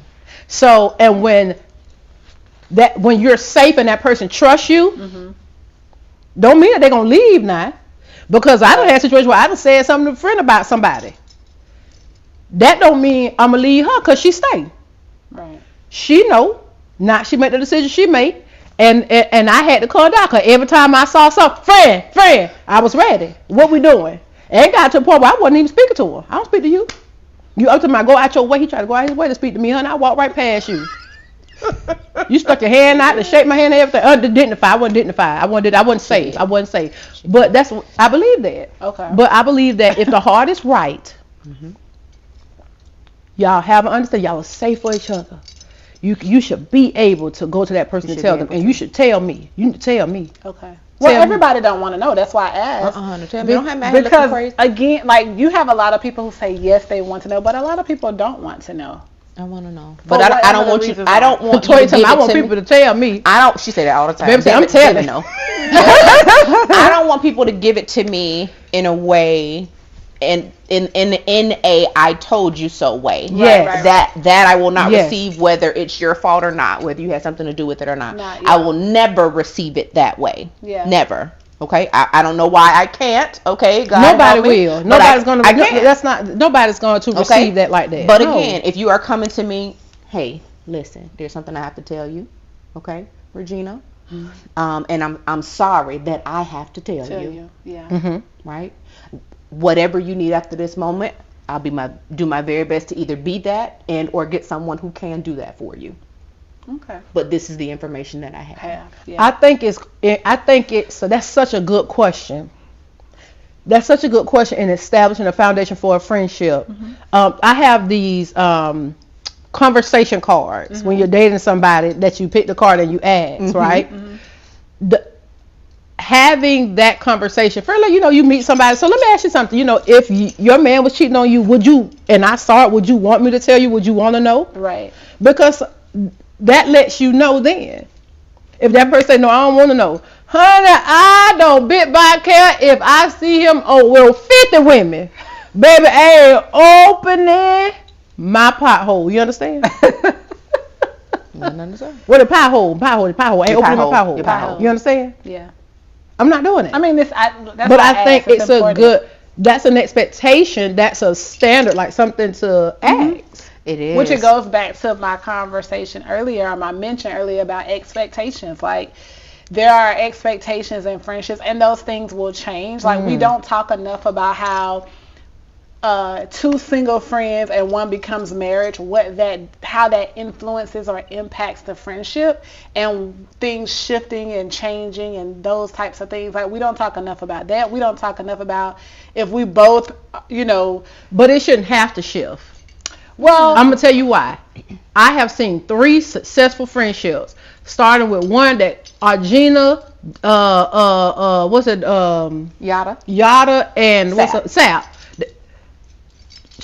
Y'all not married, but honey, they all friends. It's possible. Yeah, it's possible. It just depends. I agree. It is. Like, and it depends on the man. It depends on the woman. It depends on all the dynamics. But in my mind, if the relationship cannot thrive like that, what is holding it back from doing that, from thriving in that sense? I mean, again, I think being clear, even in romantic relationships, what I have seen is like being clear about, I'm not married, but being clear about, okay, if I'm dating, because I was dating a guy one time, and because of whatever was going on between he and I, that impacted a friendship. Now, impacted it mean it was like a moment where we had to really come together. I had to do some apologizing and be honest about what had happened. But again, it's not enough of us having that conversation, talking about it, being honest about it. And I agree. I know that it can happen because I see it. I have friends a lot of my friends are married, and some of them, like, their husbands are absolutely like, bring Regina along with us. And then there are some that are kind of like, not that they're unsure about me. It could just be personality for them. Child, that ain't what that is. I'm going to tell you what it is. No, you can't trust that sucker that you got. You know what kind of man you married. And you know he ain't no good. I'm your girlfriend gonna be able to see it. Listen, you know your homegirl a little loose. So she ain't come around my man. Okay, because you were once loose too. But he's took you out. There's a lot of dynamics. That's what that is. Yeah, it's a lot of dynamics. But again, it's like being able to see it, know it. And again, I am a single woman, right? But if you ain't single, you got Jesus. But I'm saying, single women who, let's say all of us are single, right? And then one of us has a kid, that does that does like changes. I'm not saying in a bad way. I'm just saying it does changes. Wherein I could always go. I might change. I was at that house, 100 friend Madison, Brett's Eye, all kind of stuff. Right, but I'm saying it changes for some people. It's an anomaly with us. So there are some things that you're gonna say, I can understand it, but it's not my story, so it's not relatable to me. There are people like a lot of my friends from high school are on like their second or third set of children, and so for me, you said set, yes. No, explain it. You mean they second child, third child? Set. Meaning they might have had a set at the beginning of high school, another set at the end of high school, then they had a long period of time, and now they're having a third set. It started over. Yeah. And so in that whole transition, I haven't had any children, right? And so the way that I move and groove, like we were mentioning earlier, is totally different, right? I have cousins who have children and, now they're all married and just different things. And again, that potentially changes what our dynamic looks like. And so again, being open and honest about how that makes me feel or the other person feel is important in order to kind of cultivate a friendship that is going to have longevity. Like there's a lot of things with longevity. Expectations, boundaries. Yes. Is what you're saying. Yes, because we do that in romantic relationships, right? Like you have two married people essentially, I don't know, where you guys, it's just you two, but then if you decide to have a child, you are essentially family planning. You might be having conversations about it or not. But again, those are things that you have to kind of deal with in that relationship. It's the same way in friendships. Like, I have friends who don't live in Florida or Georgia. And so the expectation for me to come to see them every weekend isn't there, or at least on my end. But if it is there, my conversation with them is like, let me know what your expectations are. They've even I've had friends ask me, do you have an expectation of me? I'm like, no, let's just check in. We don't have to talk every day. I mean, I can't manage that much. I don't want to have to manage some of that stuff. And it's hard as adults. And when I say hard, meaning not like cringing hard, I'm saying it's hard to do regular life, right? It's hard for each of us as individual to do the lives that we do. So then when we include spouses and children and nieces and nephews and church and our jobs and, we might be ministers and pastors and we might be, helping out the homeless. Like we have all, and then we run businesses on the side of having a career. That is a lot to manage. And I think we just have to do a better job of communicating that and understanding those expectations, because I have been in friendships when I was younger and have expected for a friend or two to show up a certain way that I felt like they failed every time. And I was like, how is it that I'm showing and being present physically? Honey, you had a conversation. You tell you got one more time. But at the time, I had not had those conversations. So that's what I did to her. You got one more time. You got one more time. Even in that giving grace, I gave you all the grace. But listen to this. Even in having the grace, we have to be able to have grace in a way that gives time, because even though you had an expectation, I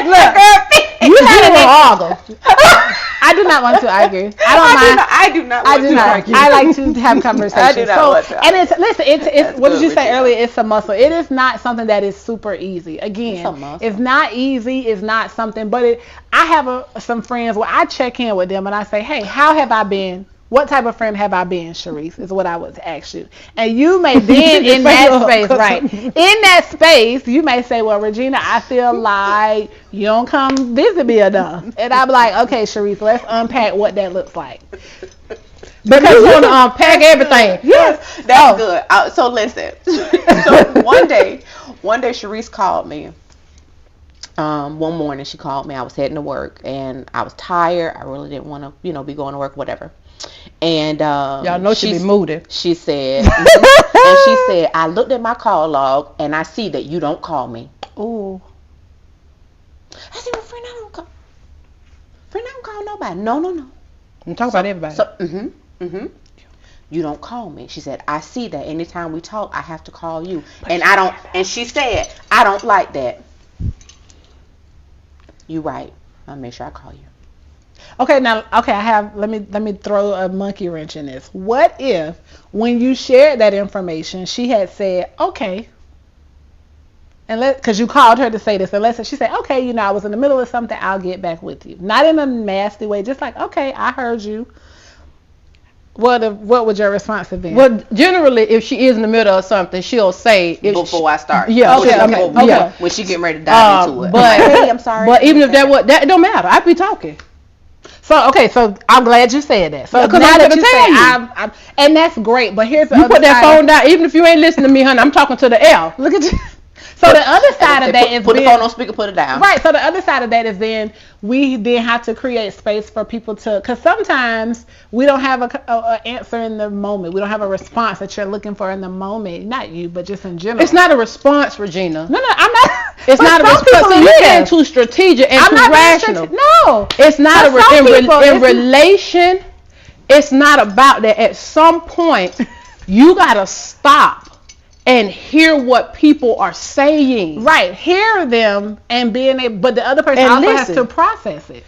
Okay, so should I tell like the process stuff? Let me tell you something. No, you gotta let people process their stuff. I do believe in that process. You don't. Go ahead. I do. She'll turn all the way around. I do believe in you having time to process, because I need time to process certain things. I get that.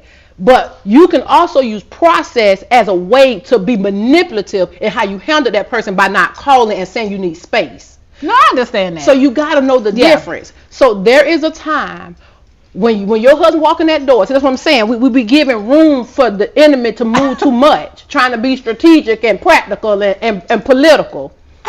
In relationships, there are certain spaces that the Lord will create where there are moments that have to be handled then. Oh, I get that. You understand what I'm saying? Yeah. There are situations that have to be handled then. But in those situations where the person doesn't because I've had a situation where someone came to me, they shared their grievance, and I was like, okay, thank you. No, I said, okay, thank you. Not because I was trying to discredit what they said. To be quite honest, in the moment, I didn't even know they had a grievance. So when they was like, I need to talk to you. See, you the type of friend where I have to be like, see, I got the show pull up on you. I got to pull up. Yeah, pull up on Regina. Thank you. Are you trying to be smart? Are you trying to be condescending? I mean, what? Don't thank me. Say, you know what? No, thank you. I'm going to make an adjustment. No. Thank you for sharing that. Thank you for bringing that to my attention. Yes, because sometimes in the moment people don't, like, you already coming to the first base hot and ready. Yeah, I come ready. Like, Miss hot and ready. I come ready. Oh, yeah. But knowing that is not my approach. Correct. I don't even. But that's what I'm saying. Yeah, so I don't even creating a space so that, again, so in that situation where the young lady came to me, this was at work actually. She came to me, shared whatever. Again, I didn't know her. I didn't even know she had a grievance. We were in a meeting, and after the meeting, she's like, "Can I speak with you?" I'm like, "Sure." She shared whatever, and I was like, "Okay." No, seriously. Sure. No, seriously. And so I was like, when she finished, I said, "Okay," and I kind of went on about my way. A few days later, she came back to me and she was like, I was really upset. And I'm like, what did I do now? Like, I heard you out. I didn't have a response because I also did not know that you had this grievance from the meeting. And she was like, well, I was upset because of your response. And I'm like, that's because you're like, she said it. She's like, I'm used to kind of going back and forth with people. And I was like, I genuinely, I promise, I didn't even know that I had done what she said I had done. Mm-hmm. I was simply sharing, and she saw it as me oversharing, and I'm not an oversharer. So for me, I was like, no, I was basically stating the facts because we were in a meeting and I needed them to know here's what is happening. Not to make anybody look bad, but before it don't have nothing to do with feelings. It's about here's what the task was. Here are the facts. Here are the facts. Here's what was done. And so she was like, she said that had never happened to her before. She was like, no one had ever responded to me, and we're kind of like some of the coolest people. Yeah, but I was like, I didn't even know that was a thing. So even as we communicate these days, sometimes she brings stuff to me. And this is another thing in conversations with your friend. I am also one of those people where I'm like, am I listening just to listen because you just need to talk? Do you need me to listen intently because you want feedback? Like, what's the purpose here in this conversation? Because sometimes people don't want your feedback. They just want to talk. That's true. A lot of times people do not want you. Like, people have already made up in their mind what they're going to do. They just want to talk to someone and unload, or they want to share. And so sometimes I have been in trouble with people because they're like, you're coaching, you're talking to me like a life coach, you're asking me all these questions. And I'm like, well, I'm not trying to life coach you, but I am coaching you through this conversation because I could always lead with personal opinion. Mm-hmm. But personal opinion sometimes doesn't move this thing forward. Right. But if I ask you, you come to me and I'm like, how are you feeling? You shared with me the scenario. How does that make you feel? Well, that makes me feel X, Y, Z. Great. How would you like to move forward? And so it's not, I'm not trying to treat the person, because they be like, you treating me like a client. I'm like, no, this is adult conversation, because as adults, we kind of already know what we're going to do about stuff. I think I am sometimes. Right, you think you are. And I need a soundboard. There's true. But, you one of many. It's a lot of people, they don't want to know what and I'm not saying those are the type of friends that I have, but I'm saying for people looking, we do have those people. Because I can overreact and I can underreact. Right. And so I've even shared with a young lady where I told her, I said, out of wisdom, I don't always share certain things. Out of wisdom, I know that if I come to Sharice gonna be like, hey, sit down, let's talk about it right now. I know that, right? Yeah, you're gonna have to wait for me. Wait till you're ready to talk. See? Whereas for somebody else, they might instantly want to go run and get their gun. And I'm like, that ain't the type of energy I need. So I think us also being able to out of wisdom, because there are people who, because of their strong personal beliefs, will tell you, don't do this, and yes, they will. And they'll be over there doing the very thing that they told you not to do.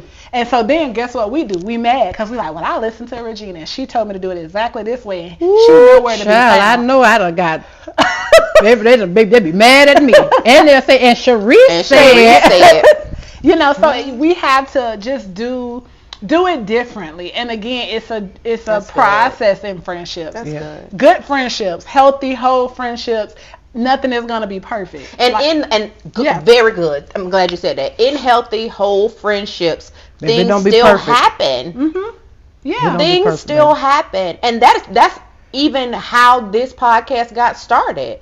Things still happen. It is not always sugar and rainbows and all of this. It's not always that. Just like any relationship, you have some things that are going to happen, and it is how you navigate through those moments and or those things that shows the strength in the friendship. And I'll say this too: if you are the type of person where you have a new set of friends every 5 to 10 years, you the problem.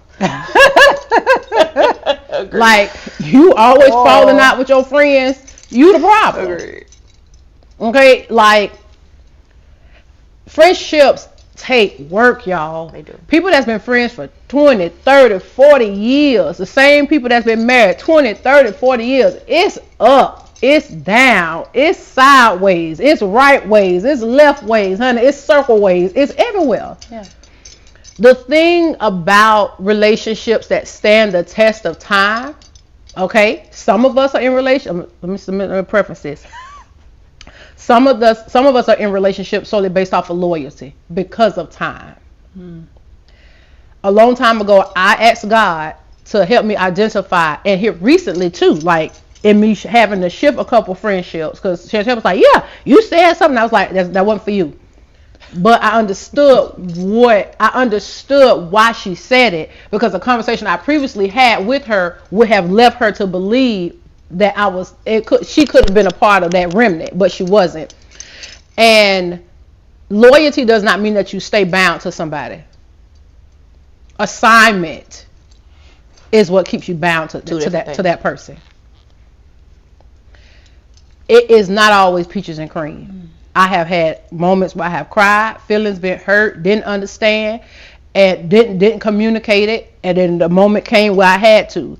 Talked about it with a set of people I could trust to see if I was overreacting, because as you can see, I was overreact. So, help me, bring me back down, because there was a time where I didn't talk about nothing. You had to pry it out of me. I didn't care what you did. I talked to one person, and that one person better not open her mouth. If you open your mouth, honey, I'm through with you. Toast. You're toast. And I kept everything to myself, because that's how I was raised. It was not working for me. I did not have the life I desired. Now there's not. I did not went to not having a balance at all. I just everything hurt my feelings. I'm gonna tell you whatever. Now I do process because I know I can overreact and very much so underreact. That's good. And so I have to process it. And because I love the way that God has gifted me to speak, I also understand that I don't always speak the way I should. And so my goal is to rock the world with words. So I have to process my words. And then I have to have a conversation with you to make sure when we speak, I'm not talking about you. I'm not talking about the past. We're talking about the situation at hand and what are we going to do to fix it. That is always my goal. Sometimes, you don't get it right. But that's the goal. So I'm saying all that to say, in friendships, to get those 20, 30-year friendships, y'all gonna have to stop disposing people as soon as things don't go your way. Sometimes, I agree. And you got to think about this. Sometimes y'all ain't the best friend to each other. You hollering about they ain't a good friend. You ain't a good friend either. And that has definitely been the case. Yes. And the other person just being gracious enough to let you think so you get it right. Yes. Sometimes both of your worlds are blowing up at the same time. Like me and a friend of mine was talking about how we grieve, right? And we usually only talk about grief when someone passes. But no, I've grieved friendships. I've grieved various things. I've even had a friendship where we were like not friends for like a year or so.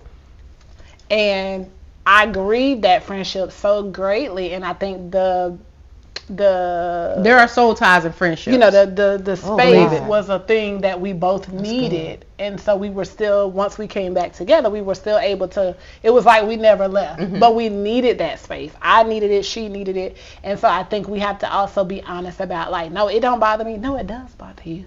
It does bother you that like this person here is no longer here, and this is the first person you call when something happened, and just various things. I think being honest about all of those things is very important because, again, it's the same way when we break up, right? We're dating, we break up, we grieve that relationship.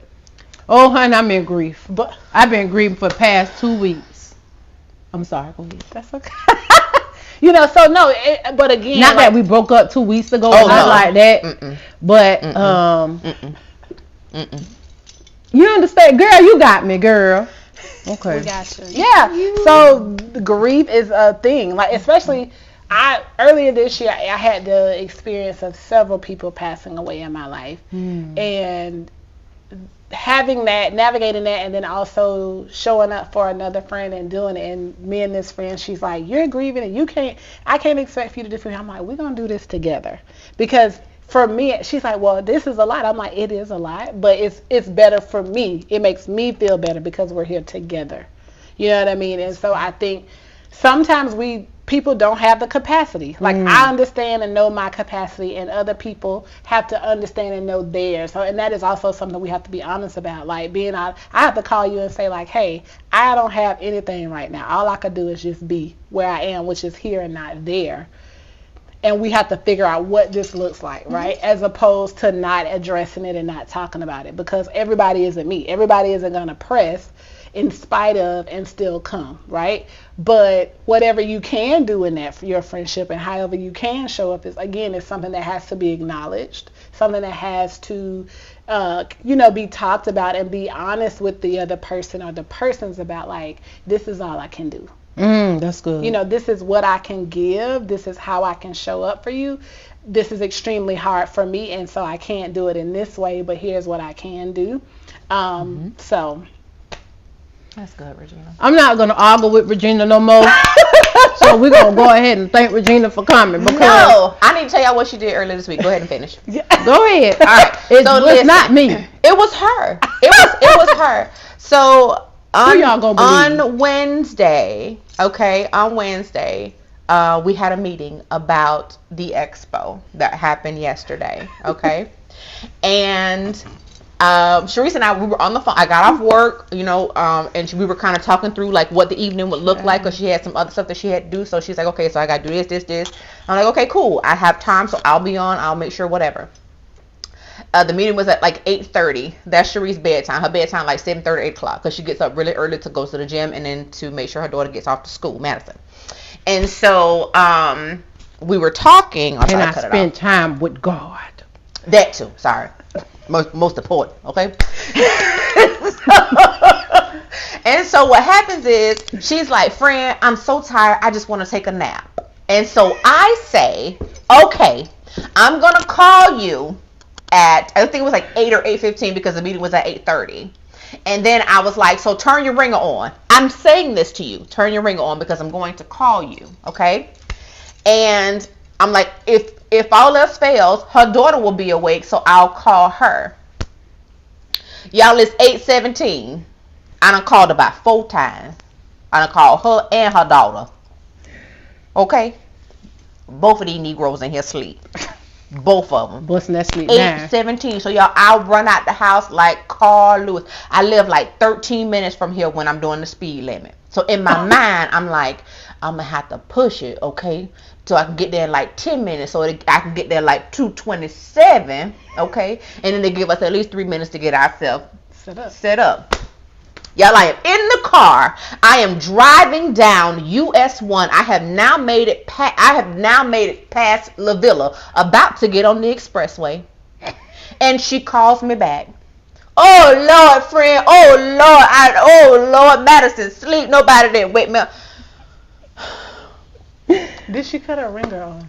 That baby said, I'm gonna come black. Both of your eyes.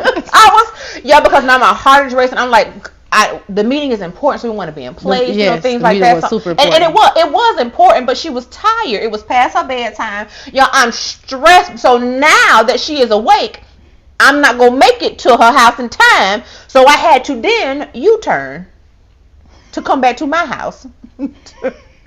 And then y'all, I got home. I was trying to, let me tell y'all something. I was so upset because I'm like, I told you exactly what to do to make sure you do not oversleep, and you still overslept. I was like, I'm going to hurt you. Y'all, she is like this all the time. Now when she up, she is up. She on it. She ain't gonna miss a beat. But when that thing is, when it come to sleep, with the sleep, what Von them say, let me tell you something. She ain't no good to nobody. I was so upset. And she gonna tell me, give me a hug. And she at FaceTime, give me a hug, my friend. I was like, no. I don't want your hugs, okay? I want you to wake up when I say wake up. Yeah. For all my parents out there like that too, that be tired. Put your ring on. That doesn't work. We tired. Okay, I'm just trying to figure out 8:30 calls don't work for me. But I understand why people have 8:30 calls, because they try to get everybody together at one time. Honey, that was a struggle for me. Again, you cut a movie on, it's a struggle for me. When you cut a movie on, that means it's time to go to sleep. 7:30, 7:45, it's time to go to sleep. Honey, I was struggling, but I got up, I got myself together, and I was trying to console friend. Therefore, the last 3 days, I've been beat on the last 3 days. I have been abused. I got punched in the face yesterday at the event because I did something and she had to stop herself. And it all came from Wednesday. I was tired. She did do so yesterday. I turned around. I said, you better be looking at these people here. 3 days. I've been beat on. But I tried my best. But I tried my best. Put some fire in the chat if you try your best. If you try, toss it.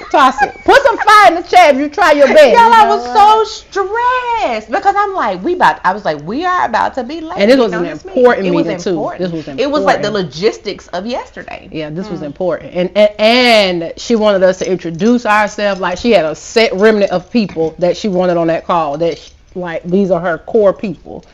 So, honey, I was 8:30 calls, 7:30 me going for Shawana. 7:30 me. I'll be up. At 8:30, yeah, it was a struggle. And then I jumped on the call And she was like, "Nah, don't get on this call. Have yourself together. Bring your A games." Then I had to put some clothes on. You understand? Lord, it was rough. But anyway, shout out to Shawana. If you want to see that live, it's actually on the page. It's on our page, so you can go to our personal page, but it's public to see that live. And make sure you follow Shawana Boyer and Bob's Jacks, please. Bob's Jacks. But thank you for joining. Thank y'all for having me. Yes, you are a wealth of knowledge, which we knew you would be. Normally you're in the comments. Now we have her in person. Okay. Now y'all know I have to play devil's advocate, but straight up, everything she said is legit. But you know, I play devil's advocate. She played the good role. Cause I'm gonna always, you know, speak for the audience too. You know, I got you, girl. You know I got you, dude. You know I got you. But everything she said is spot on. So thank you for that. You're welcome. Thank you. Yes. So from this, let's be better friends, right? Let's be a safe space for our friends. A safe person. A safe person for our friends. Let's have a little bit more tenacity. Let's remember grace with people. Now, if they've extended their grace, then go to God, honey, because I don't have none for you. But all of the things that we talked about, very important. Placement. And making sure that when you call someone your friend, that they're really your friend, because we do use it very loosely. And everyone is not your best friend. Knowing that, knowing how to compartmentalize, and do your very best. Be your very best, not just for yourself, but for your friends as well. So take all of those things with you. And I do believe, of course, with God first, that your friendships will flourish and or your assignments will flourish. But be sure to know the difference, or if they're both, the friend and an assignment. Okay. Regina, thank you again for being here. Thank you. We really appreciate it. We're so glad you She knows her deal. Thank you so very much for your perspective and for the information, and for us to be able to talk about friendship, something that we don't get to do often. Not us, but people who are viewing. They don't really talk about friendships like that and how important they are. We talk about significant others all the time, but friendships are important because they're a ship, right? You're gonna have to get on it and travel together. Show some unity. Oh, you better. You preaching. Walk your head over there. Go ahead, walk heavy, friend. Yes, sir. Baby, we got the earth shaking over here. Go ahead, walk heavy. So let's just make sure we're doing our very best. So if you are just tuning in, you know, make sure when the live ends, you go back and watch, share it, subscribe, listen, support, right? Also, BTA is, or Besties Tell All, is a thriving podcast. And we didn't get to share the experience that we had yesterday at the expo as well as at Morton's, but really quickly we came in contact with some gentlemen they gave us so much information for free. Like, they literally dropped it in our laps, and we're absolutely grateful for that. And we'll dig more into it next week. Yes. Okay. So I'll make sure we write that down to kind of tell you guys about it. But we want to thank them too if they're watching. And thank you, Mr. Johnny. Yes, thank you, Mr. Johnny, for yesterday, because it was absolutely great. People will tell you that, people aren't going to give you things for free. No one's going to give you anything for free. Well, God laid it on these gentlemen's heart to provide the information for free, you know, so we were blessed in that aspect yesterday. So thank you to those gentlemen. You can catch us outside on the 30th. You don't have to put it up. They should be fine. You can catch us outside on the 30th. You can catch me in DC on the 6th and the 7th. You can catch Sharice at For Real Sis on the 6th and the 7th. And then we will. Nope, we didn't do the last one. That's everybody. Yep, that's it. That's everybody. Perfect. We're wrapping up. Thank you all so very much for tuning in. Okay, you can put the Cash App on there. Thank you all so very much for tuning in. BTA is a thriving podcast, and your donations are always appreciated. Thank you, Regina, for what you gave. We want to thank you. Regina was our first giver. She was our very first. She absolutely was. Yes. Oh my God. So thank you. Again, we are a thriving podcast. We are everything that you see on the red carpet, things that you don't see behind the scenes here. Mm-hmm. These things were purchased with your donations that were given to us and for those who took pictures on the red carpet. So thank you all so very much. Please continue to give whatever the Lord has laid upon your heart to give to us. Oh, the toy drive that we're going to do. Yes. So Besties Tell All is going to do a toy drive for Christmas. More information. More information will be coming, but if you want to give anything, please DM us so we can make sure we get your information, so we can let you know like dates and things of that nature to go ahead and get everything going. But just kind of keep your ears and your eyes out for that, because we are going to do that, okay? Is that everything? Mm-hmm. Wonderful. All right. So you know how it ends, right? Yeah. You got to co-host nobody today. Thank you all for tuning in so very much. You can follow us on Instagram, on Facebook, as well as YouTube as Besties Tell All, and on TikTok we are Besties Tell All and the number 8. Oh. The number 8. Number 8. Okay. Okay. So follow us on all social media platforms except for Twitter. Okay. But without further ado, right, we want to thank you all so very much for watching, and we would like to pose the question as always. You ready? Yes. 1, 2, 3. Do you really want a best friend? Bye. Oh, that was good. Let me tell you about my best friend. Stick my knee through thick and thin. No matter what I'm going through, she's always there, 'cause that's what best friends do. Let me tell you about my best friend. I just like cry when it's falling down. She intercedes for me, always loving me. There is no one better than my best friend.